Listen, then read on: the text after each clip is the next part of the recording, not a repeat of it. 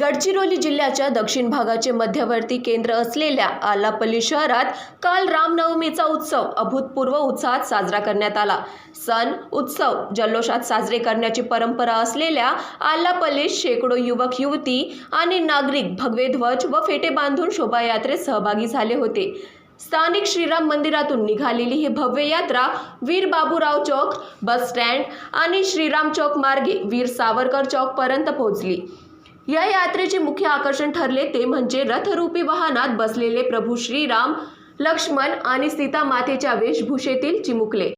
एकीकडे डीजेच्या तालावर तरुणाई थिरकत होती, तर दुसरीकडे बालकांच्या लेझिम पथकाने उपस्थितांना मंत्रमुग्ध केले। ठिकठिकाणी आलापल्लीकरांनी या शोभायात्रेचे पुष्पवर्षाव करत स्वागत केले। हजारो राम भक्तांच्या उपस्थितीने संपूर्ण आलापल्ली शहर यावेळी राममय झाले होते। महान्यूज 7 करिता गडचिरोली आलापल्लीवरून सेवा पवार यांची रिपोर्ट।